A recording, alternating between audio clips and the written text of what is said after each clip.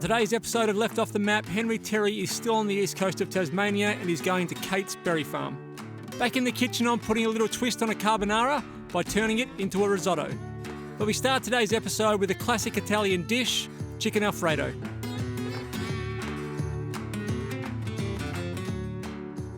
Carbonara is the classic creamy Italian dish, but I think an easier dish to make is Alfredo. So I'm going to do a chicken Alfredo, which is fairly similar. It's got mushroom, parsley, garlic, cream. So still a creamy Italian sauce. I'm going to add chicken to this to make it into a bit more of a bulkier meal. First thing I want to do is cook my chicken off with my mushrooms, so I'll get all that prepared. The other great thing about this dish is it comes together really quickly. So by the time we've sort of got our pasta cooked, we will have the sauce ready for them to come together. Mushrooms. Just got some Swiss brown mushrooms. I want to chop them into little slices about sort of that size. So you've got a little bit of texture in the sauce, but they're not big and chunky. Mushrooms take a long time to cook out because there's so much, they're like a sponge, there's so much water in the mushroom itself that you've got to drive that water out. So by cutting them smaller, you speed up that cooking time so that they're going to cook along the same time as our chicken does. And always remember that mushrooms will almost halve by volume as to what you put in the pan. So even if you think, so if we finished here, it looks like a lot of mushrooms, but that'll cook out and become a lot smaller. So you actually need quite a bit of mushroom to start the dish. So this is about 8 large mushrooms.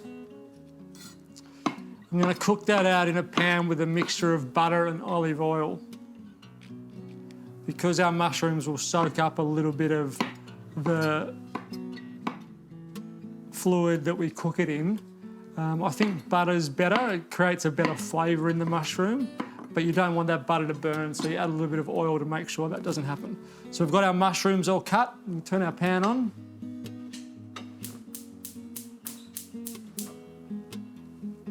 Pop our mushrooms in.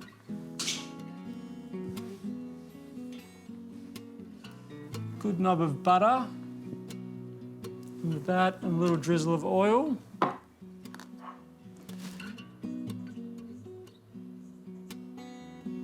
We're going to cook this until everything's nice and golden. So the chicken's got some colour, the mushrooms have got some colour, and we've got a good golden crust and colour on the outside of everything. I'll get my chicken now. So I'll slice my chicken up, pop that in with my mushrooms, then cook that off for about 5 to 10 minutes. And then my pasta will go in because everything's going to come together pretty quickly from there.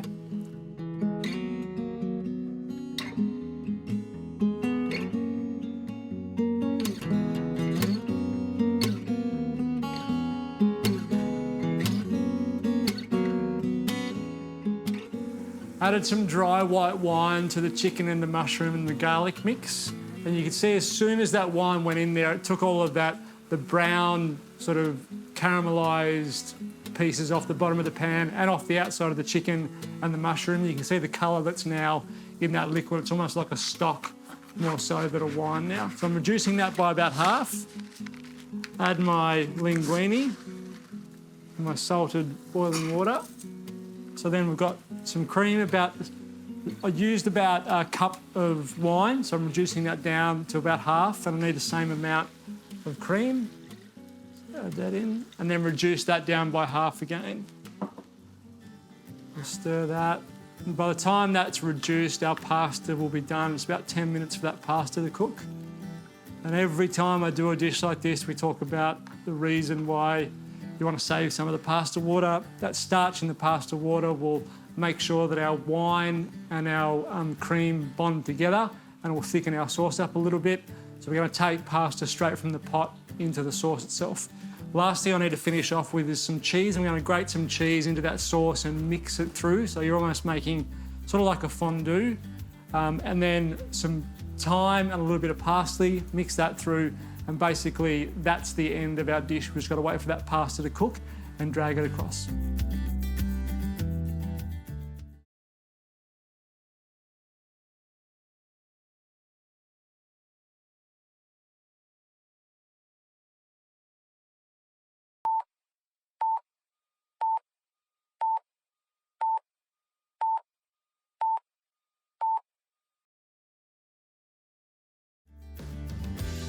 Adding that finely grated cheese really does change the flavour that's in that sauce. So we're now ready to add our pasta to our sauce. Some tongs. Turn that off. Take our pasta straight from there in with our sauce, just like we do every time we're creating a sauce like this. So we bring some of that pasta water with us.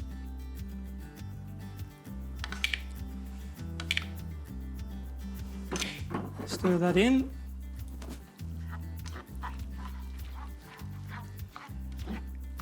And I've said it before, with dishes like this, you've got to allow it to sit for a while. So that pasta gets an opportunity to soak up that last little bit of sauce that's there. Again, you'll find a huge difference between eating it now, but also serving it now and serving it in 2 or 3 minutes' time once it's allowed to sit, soak up the rest of the sauce. The dish itself becomes much drier and the sauce itself will start to stick to the pasta, which is what you want. And just while that's sitting, I'll just cut up my herbs now. So I've got some parsley and I'll pick just a few of the young leaves of thyme. Just take those off, pop those in. We don't want too much thyme, it's a very strong flavour. Just a small amount of that. And then our parsley up.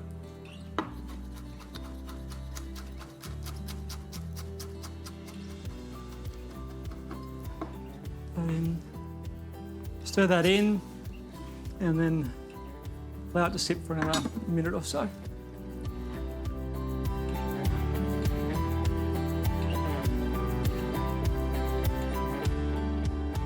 We'll just finish that off with a little pinch of salt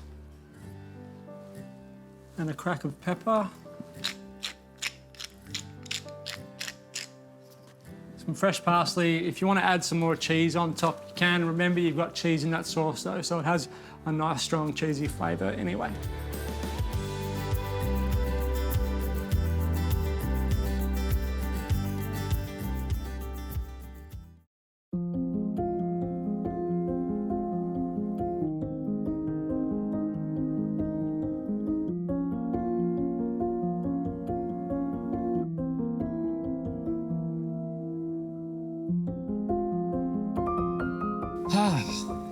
Good spot.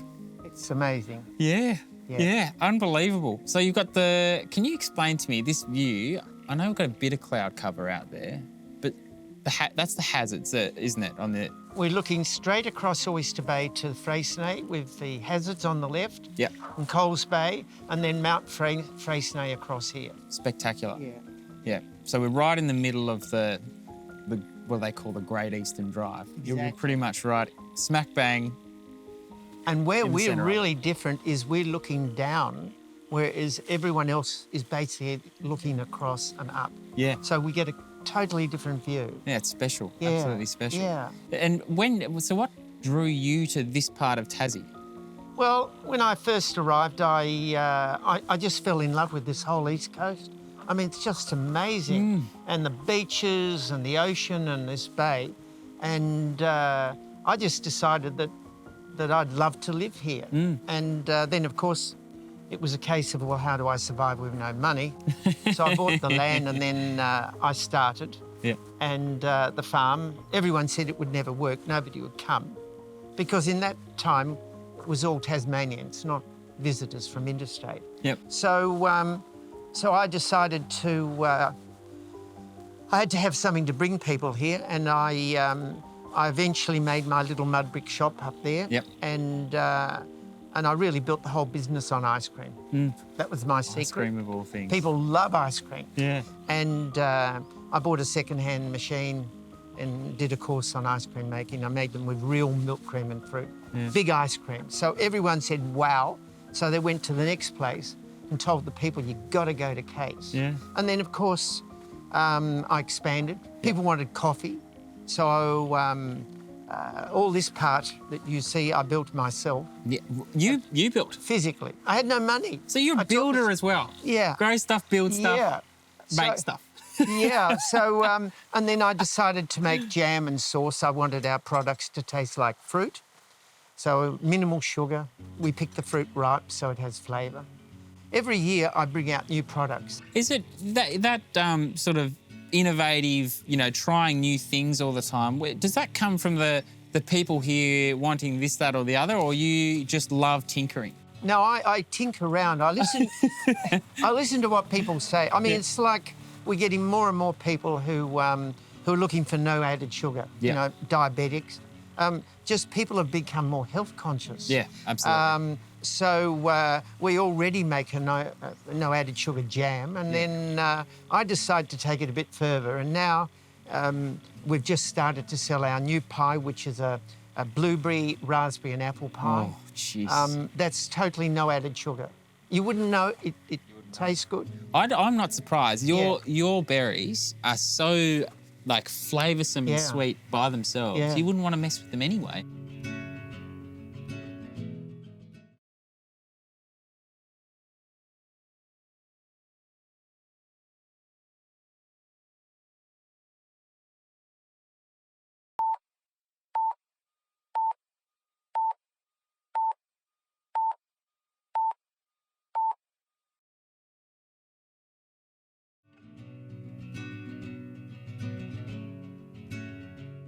Your farm is famous in Tassie, but famous all over the place. And I think it's really like a hallmark Tassie thing, isn't it? It's that small scale, really good quality. And it's actually it sounds like really cliche. I used to think, people would come to Tassie and say, oh, it's made with passion and love and all. I'm like, yeah, that doesn't make any difference. But it does, it makes all the difference. Over the years, I've always said the big advantage we have in Tasmania is our businesses are small. And what's it been like, 34 years coming from Victoria? How do you find the Tassie way of life and how it differs from where you've come from? Oh, this is heaven. Yeah. I just love Tasmania. Yeah. I love Tasmanian people because we're friendly. It's Most are. Most are. Yeah. It's an amazing place. You got a cracking spot, East Coast, undiscovered, and now it's been discovered. It's sort of. Well, how does that feel for you? That everyone's sort of. It's definitely not busy still, but everyone's starting to know about it. Are you at all concerned as a local who's sort of do you know about all these buses coming? Look, I was 3 years ago. I'm able to do things now that I couldn't do when we were so busy. Yeah, right. So in that way, I just think it's great. Yeah. People have more time. I mean, when you drive up from Hobart and you get to down the road there and around Mayfield and you just look at Great Oyster Bay, and we all feel excited. Visitors, and of course the same thing coming down the coast. I mean, if you come down from St Helens, it's just fabulous. And Bishno. Yeah. The seafood. Yeah. I mean, we have so much going for us. Yeah. It's just amazing. Yeah. So how do we get a hold of your jam, Kate? Do I have to come to the shop? Unfortunately, yes, we only sell from here. Yeah. But when you come into the shop, what you can do is try everything. We have samples there. And that means people can taste it because tasting is the proof. Yeah. Rather than just what's on a label. Yeah, and try before you buy. Once people buy. I mean, we produce extraordinary amounts of jam here. Yeah. But we're really not equipped to sell at wholesale. Yeah. And we have enough customers here that we struggle to keep up now. So, so again, I don't want to compromise on quality. No, That's beautiful. the key to it. All right. So, yeah. This is a cracking spot for a cup of tea. Just kick back and enjoy the view for half an hour. Yeah. Very nice. Well, it is, and I mean, I love coming out here myself. Well, thank you for coming. No, and everyone's pleasure. welcome here. Cheers, Kate.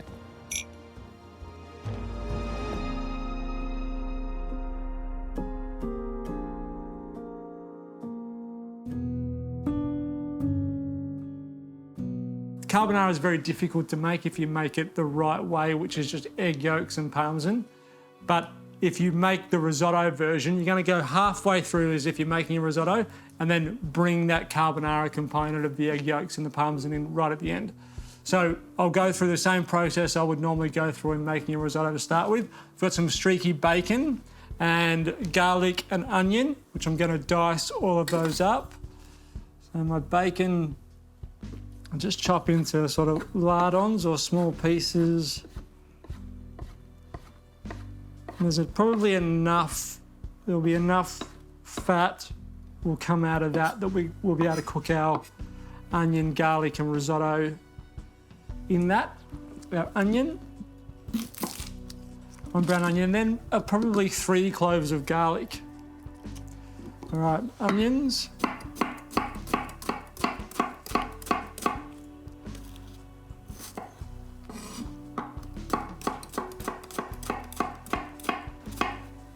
That's the other one.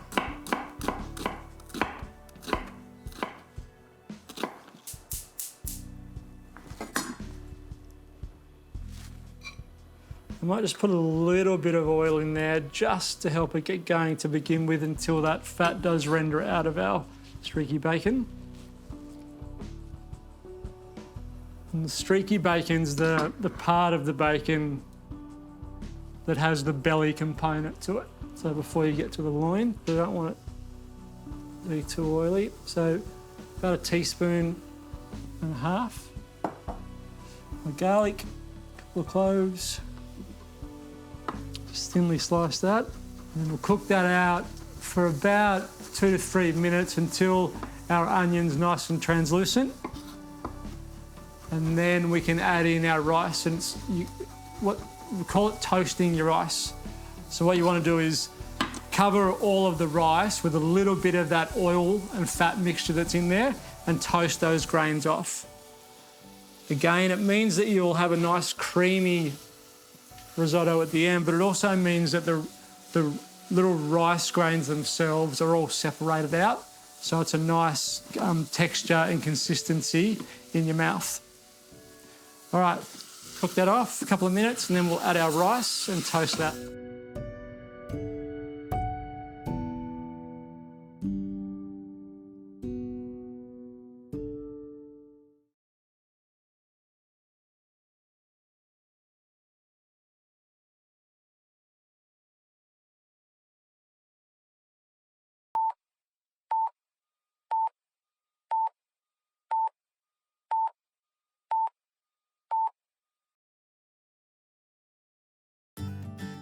Once you've toasted off your rice, add your first amount of chicken stock. So you need enough stock to cover the rice, and that will come to the boil. That first addition of stock will get soaked up really quickly.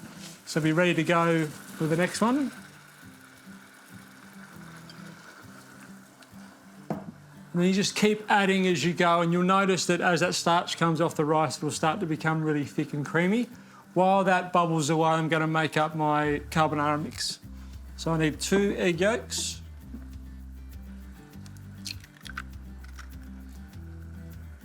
Then I need some cheese. So you can use, just need a hard cheese, so Parmesan or a good quality hard mature like I've got here from Ashgrove. It just needs to have a good amount of salt and flavour, so you need a nice strong cheese. We'll grate that in. And probably about 150 grams worth of finely grated cheese. You got a fork and just whisk your egg and your cheese mixture together. And this is the mixture that we'll add in at the end of making our risotto. And that's what will give it that carbonara flavour. It's done. More stock.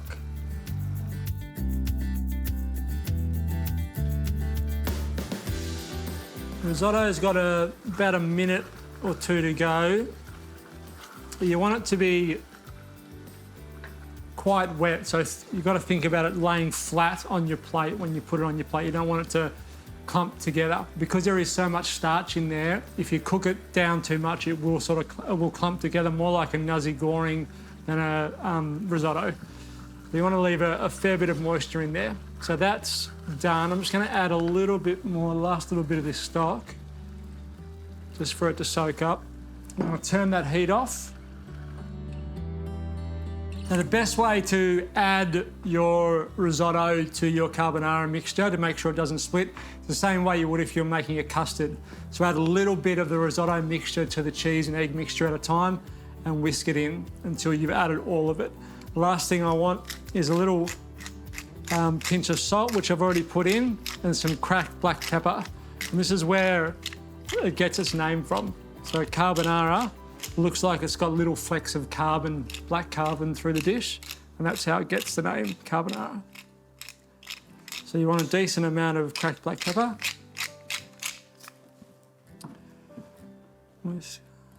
Stir that in.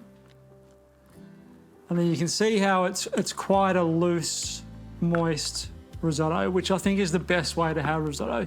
You don't want it to be all clumped together, which is the danger sometimes in cooking it a little bit too long. Okay.